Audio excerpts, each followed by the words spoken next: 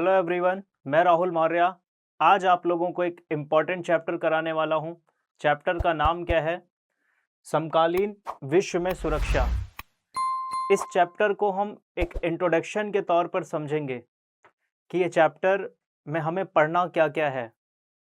तो देखिए, इस चैप्टर में हमें सुरक्षा से संबंधित प्रश्न को देखना है और सुरक्षा को मुख्य तौर पर हम 3 प्रकार के सुरक्षा की बात करेंगे।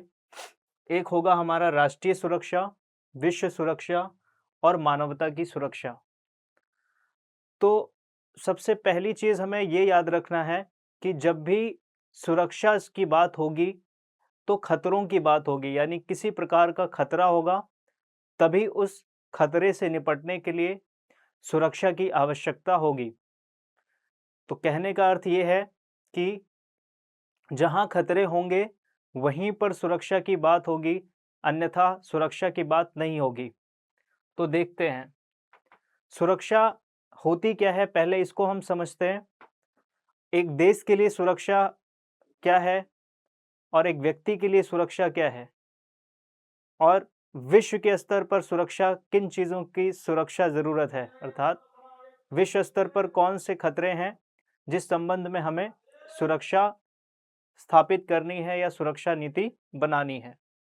तो पहले हम जानते हैं कि सुरक्षा होती क्या है। सुरक्षा गंभीर खतरे, अर्थात जब गंभीर खतरे होंगे एक देश के संदर्भ में ये सुरक्षा की डेफिनेशन है, या उन गंभीर खतरों से आज़ादी जिनसे किसी देश के केंद्रीय मूल्यों को नुकसान पहुंचता है। वो खतरे जो किसी देश के केंद्रीय मूल्यों को नुकसान पहुंचाते हैं, केवल उन्हें ही एक देश अपने राष्ट्र के लिए खतरा मानता है और उस खतरे से निपटने के लिए वो नीतियां निर्धारित करता है। तो एक देश के केंद्रीय मूल्यों को नुकसान पहुंचाने वाले कौन सी केंद्रीय मूल्य क्या होते हैं एक देश के? एक देश के केंद्रीय मूल्य होती है उसकी स्वतंत्रता, उसकी संप्रभुता, उसकी अखंडता। यानी स्वतंत्रता, संप्रभुता और अखंडता। जब किसी देश के इन केंद्रीय मूल्यों पर किसी प्रकार का खतरा मंडराता है, तो वो देश इस खतरे से निपटने के लिए तरह तरह की नीतियां बनाते हैं और अपनी राष्ट्रीय सुरक्षा को मजबूती प्रदान करते हैं। तो खतरा, जहां पे भी सुरक्षा की बात होगी, वहां किसी न किसी तरह का खतरा होगा। आमतौर पर सुरक्षा की 2 धारणाएं हैं। कौन सी 2 धारणा है? एक परंपरागत और एक अपरंपरागत। इसको हम पढ़ेंगे, इसको जानेंगे। आसान भाषा में कहा जाए तो परंपरागत सुरक्षा, राष्ट्रीय सुरक्षा या बाहरी सुरक्षा, तीनों एक ही बात हुई। परंपरागत सुरक्षा क्या है?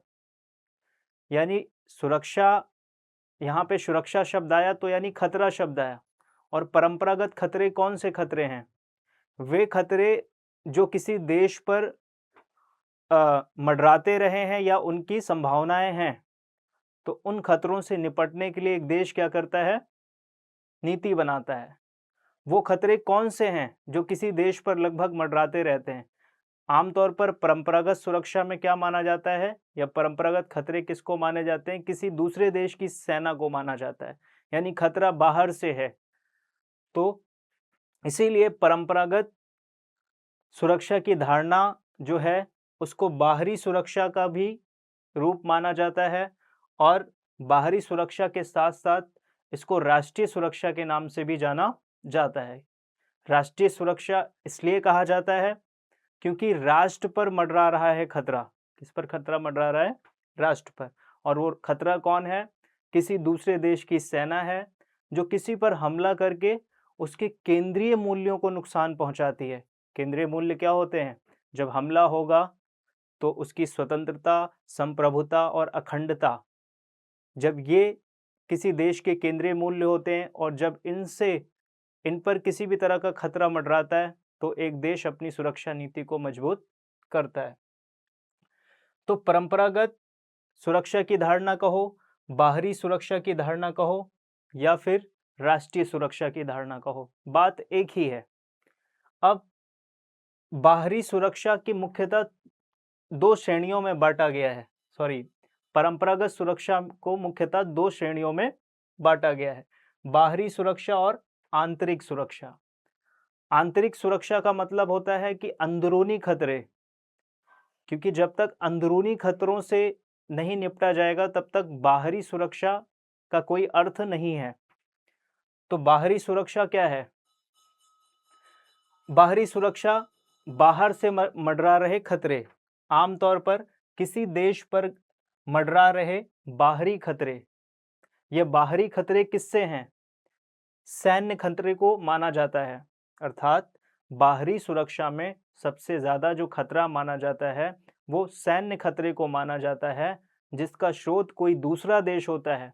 जैसे भारत के संदर्भ में कहा जाए तो बाहरी सुरक्षा, बाहरी खतरा किससे हमें अभी के समय में? चीन से है। ठीक है।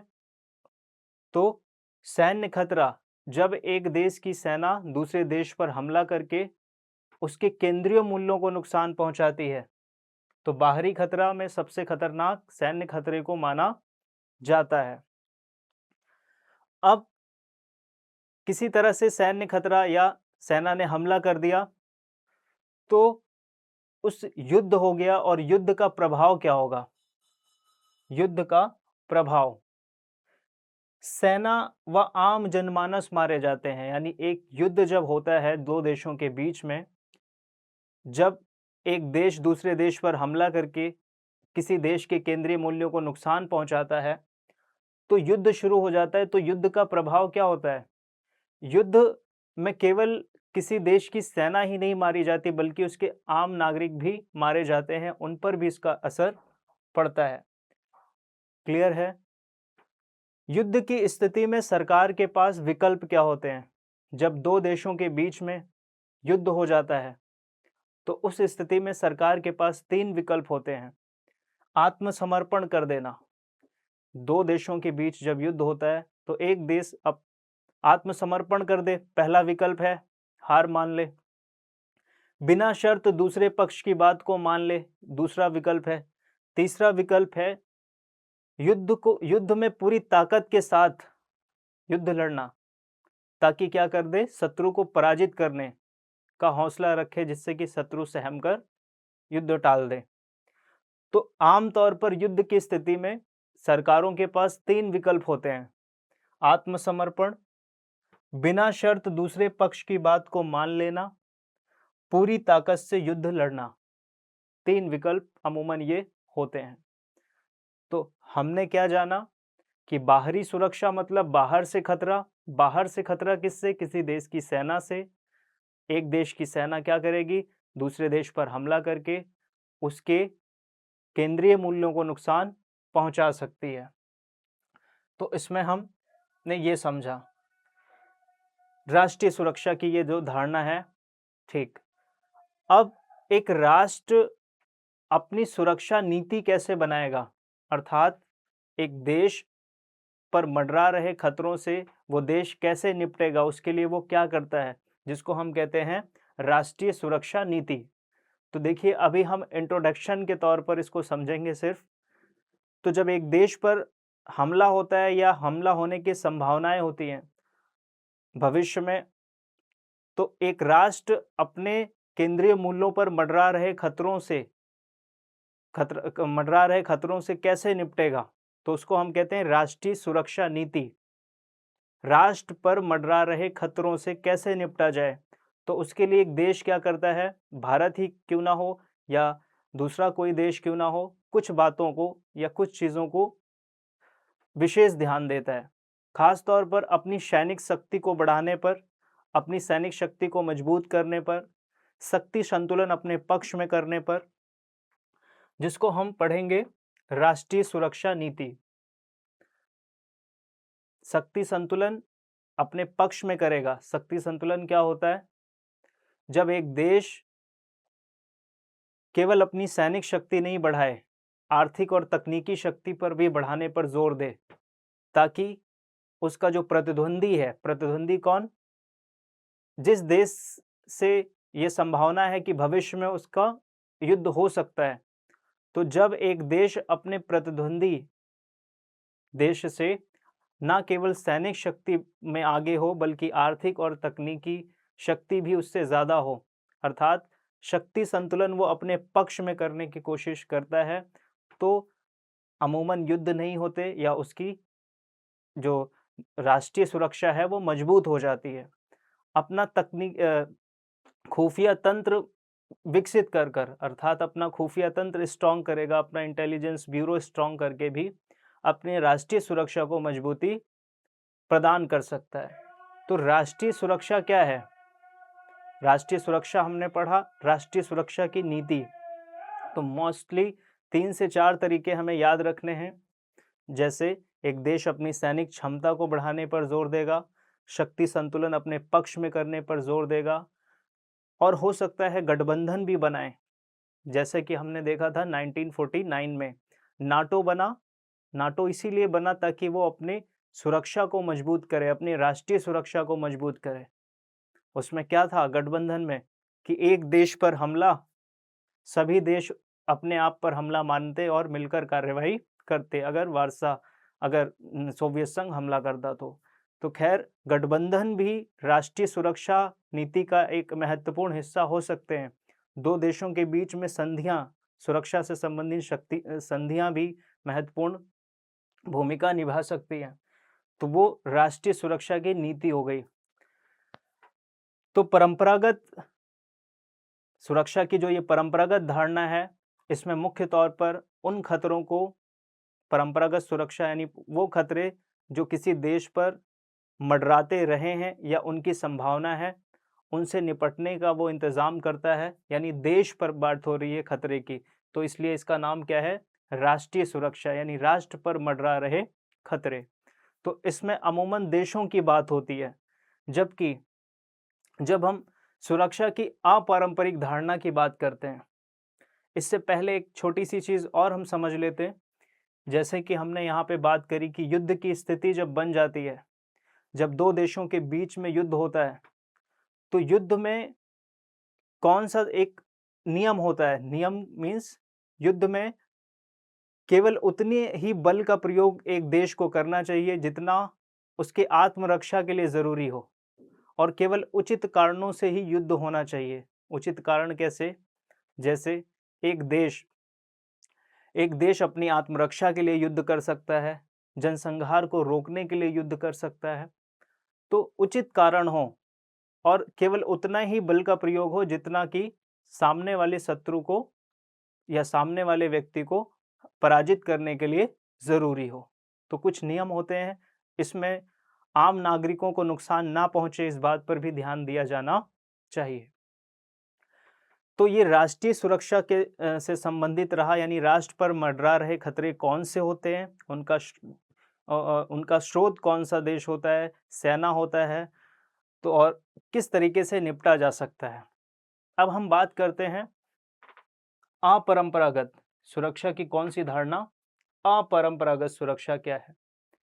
देखिए, वो खतरे जो पारंपरिक नहीं है, जो पहले से चलन में नहीं आ रहे थे, या वो खतरे जो सीमित नहीं है, असीमित हैं। अब इसमें जो है दो देशों के बीच जो खतरे हैं या जो दो देशों के बीच संघर्ष है, उनकी बात नहीं हो रही है। यहाँ पे बात हो रही है, इसमें खतरों का दायरा व्यापक है।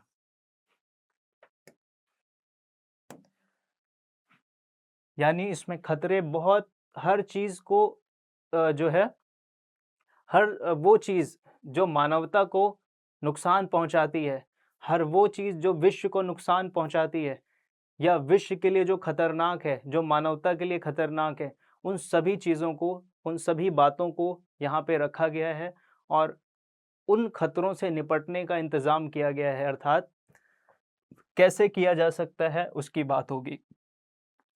मानवता की सुरक्षा, अब ये क्या है? मैंने बताया है कि जहां पे भी सुरक्षा होगा वहां किसी ना किसी तरह का खतरा होगा। तो मानवता की सुरक्षा यानी मानव पर मंडरा रहे खतरे। किस पर मंडरा रहे खतरे?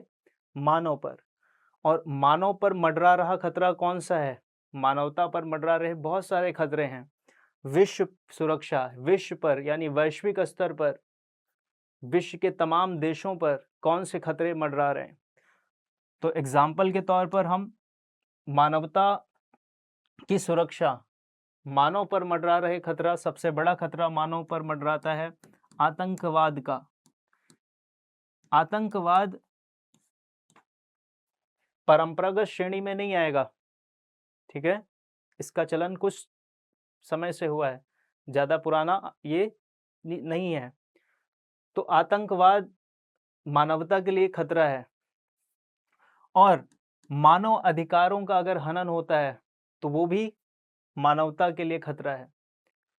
जैसे आतंकवाद के साथ साथ मानव पर और किसी भी प्रकार से, जैसे कि मान लीजिए कि एक देश की सरकार है और वो सरकार अपने देश के भीतर किसी समुदाय पर अत्याचार कर रही है, किसी समुदाय पर अत्याचार कर रही है, उनका जनसंहार करने पर ध्यान दे रही है, तो वो भी मानवता के लिए खतरा है और उस संबंध में भी सुरक्षा कायम करनी पड़ेगी। लेकिन वो सरकार तो नहीं सुरक्षा करेगी, इसकी सुरक्षा के लिए अंतर्राष्ट्रीय बिरादरी को ध्यान देना पड़ेगा या विश्व स्तर पर देशों को ध्यान देना पड़ेगा कि किसी देश की सरकार अपने देश में किसी भी मानव को जनसंहार ना करे। अर्थात मानवता की सुरक्षा का अर्थ यही है कि मानव पर मंडरा रहे हर खतरों से उनको छुटकारा दिलाना और उस संबंध में नीतियां बनाना। वैश्विक सुरक्षा, इसको और हम थोड़ा जान लेते हैं। एग्जाम्पल के तौर पर कहा जाता है कि एक सर्वे हुआ है जिसके अकॉर्डिंग ये कहा जाता है कि जितने लोग युद्ध में नहीं मारे जाते उतने उससे कहीं ज़्यादा लोग गरीबी में अपने ही सरकारों के द्वारा कुचल दिए जाते हैं, ठीक है, अपने ही सरकार उनको ऐसी नीतियां बनाती है जिसकी वजह से जो उनके लिए खतरनाक है। तो इसलिए कहा गया है कि इसमें सरकारों को मानव के बुनियादी चीज़ों पर ध्यान देना चाहिए, मानव का जो बुनियादी अधिकार है उसका हनन ना हो, देश के भीतर कोई खून खराबा ना हो, शांतिपूर्ण तरीके से प्रत्येक मनुष्य रहे। यूएनओ के चार्टर ये कहता है कि मानवता की सुरक्षा बहुत ज़रूरी है। विश्व सुरक्षा, विश्व सुरक्षा का क्या अर्थ है? वो खतरे जो विश्व स्तर पर अगर वो खतरे जो वैश्विक लिहाज से काफ़ी खतरनाक हैं और इन खतरों से निजात पाने के लिए पूरे विश्व को प्रयास करना पड़ेगा। किसी एक देश के से ये खतरे नहीं टाले जा सकते। जैसे विश्व सुरक्षा में हम बात करेंगे ग्लोबल वार्मिंग।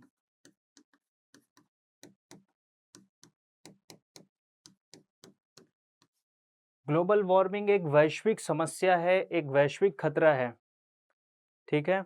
निर्धनता भी एक वैश्विक खतरा है। निर्धनता अब कैसे खतरा हो गई? यदि विश्व में निर्धनता ज़्यादा होगी तो आने वाले समय पे संसाधन कम पड़ते रहेंगे और संसाधनों के लिए संघर्ष हो सकता है विश्व में, जल की आपूर्ति कम हो जाएगी और संघर्ष होगा और संघर्ष में युद्ध की स्थिति बन जाएगी। तो ये भी एक खतरा है, निर्धनता भी खतरा है। कई प्रकार की बीमारियां जैसे बर्ड्स फ्लू, तो जैसे एड्स महामारी, HIV, ये सब क्या हैं? ये सब वैश्विक खतरे हैं। अर्थात इनसे निपटने के लिए विश्व स्तर पर सहयोग बनाना पड़ेगा, विश्व स्तर पर कॉपरेट करना पड़ेगा और हर देश को इस पर ध्यान देना पड़ेगा। तो कम शब्दों में कहा जाए तो अपरंपरागत सुरक्षा की ये जो धारणा है, इसमें खतरों का दायरा व्यापक है या खतरों की एक लंबी चौड़ी सूची है और उन खतरों से निजात पाने के लिए उन खतरों से निजात पाने के लिए या उन खतरों को सुलझाने के लिए विश्व के तमाम देशों को एक साथ आना होगा और इस पर प्रयास करना होगा। तो खतरों का दायरा व्यापक है क्यों? कौन सी धारणा में? अपरंपरागत में। मानवता की सुरक्षा और विश्व सुरक्षा, ये तो बात हो गई। तीसरी चीज हम इसमें पढ़ेंगे खतरे के कुछ नए स्रोत, जो कि यही नए स्रोत हैं। जैसे कि महामारियां फैलती हैं, ये भी खतरे के नए स्रोत हैं। निर्धनता, गरीबी खतरे के नए स्रोत हैं। ये भी विश्व स्तर पर इन खतरों से निपटना भी ज़रूरी है, क्योंकि इन खतरों से नहीं निपटा गया तो वैश्विक स्तर पर संघर्ष की स्थिति बन सकती है, दो देशों के बीच में संघर्ष की स्थिति बन सकती है। तो मुख्य तौर पर इन्हीं चीज़ों को हमने पढ़ना है, और ये चैप्टर ये भी बताता है मानव अधिकार की कौन सी 3 कोटियां हैं। तो मानव अधिकार की कोटियों के बारे में पढ़ना है, यानी उनका स्तर, कौन कौन सी चीज़ मानव अधिकार, मानव होने के नाते उसको मिलना चाहिए। यूएनओ के अकॉर्डिंग हर व्यक्ति अपने बातों को रख सके, सामाजिक अधिकार, आर्थिक अधिकार मिले, हर देश की सरकार उनको कुछ बुनियादी चीज़ें मुहैया कराए। जैसे कि मानव अधिकार क्या होता है? प्रत्येक मानव का वो अधिकार जो उसके जीवन निर्वाह के लिए ज़रूरी है। जैसे मान लीजिए जो पहले मूलभूत चीज़ें हैं, जैसे क्या चीज़? जल, आवास, शिक्षा, भोजन, ये सब मूलभूत चीज़ें हैं। और यूएनओ का चार्टर कहता है कि जो भी उसके मेंबर हैं वो अपने देश के लोगों को ये सारी चीज़ें मुहैया कराएं। तो इस चैप्टर को हमें यही समझ के पढ़ना है, या यही इन तीनों बातों को पढ़ना है: राष्ट्रीय सुरक्षा, विश्व सुरक्षा और मानवता की सुरक्षा। अर्थात राष्ट्र पर मंडरा रहे खतरे, विश्व पर मंडरा रहे खतरे और मानवता पर मंडरा रहे खतरे। राष्ट्रीय सुरक्षा, बाहरी सुरक्षा जिसको कहा जाता है, या बाहर से खतरे हैं और उन खतरों से कैसे निपटा जाएगा। तो ये तो बात हो गई इस चीज़ की। एक चीज़ हमने थोड़ा सा मिसिंग कर दिया, उसको भी हम जान लेते हैं। देखिए, आंतरिक खतरे भी होते हैं। आंतरिक खतरे क्या होते हैं? आंतरिक खतरे का अर्थ ये है कि देश के भीतर खतरे, और देश के भीतर मुख्य तौर पर गृह युद्ध और अलगाववाद सबसे बड़ा खतरा है। और इन खतरों से निजात पाना ज़रूरी है, और ये परंपरागत में आता है। किसमें आता है? परंपरागत सुरक्षा की धारणा में। हम देखते हैं कि अफ्रीका और जो है एशिया के कई देश रहे जहाँ पर जो आज़ाद होने के बाद वहाँ पर अलगाववाद की समस्या बनी रही, कई जगह पर गृह युद्ध हुए। तो ये भी खतरे हैं, क्योंकि ये भी एक तरह से खतरा है। तो इसको भी हम आंतरिक खतरे मानेंगे, या आंतरिक सुरक्षा मजबूत होनी चाहिए। हर देश अपने सीमा के भीतर भी अपनी सुरक्षा को सुनिश्चित करे, ताकि बाहरी सुरक्षा सुनिश्चित हो सके। तो जब तक आंतरिक सुरक्षा सुनिश्चित नहीं होगी, तब तक बाहरी सुरक्षा का कोई अर्थ नहीं है। तो यह जो चैप्टर है, इसमें मुख्य तौर पर इसी से संबंधित बातें हमें करनी है, इन्हीं टॉपिक्स को पढ़ना है, सुरक्षा। बाकी इनके जो क्वेश्चंस हैं, उन क्वेश्चंस पर हम बाद में बात करेंगे। एक इंट्रोडक्शन रहा, और इस इंट्रोडक्शन में काफ़ी चीज़ें क्लियर हो जानी चाहिए। तो इससे संबंधित कोई भी अगर आपको डाउट है तो आप कमेंट कर सकते हैं। तो मिलते हैं अगली क्लास में।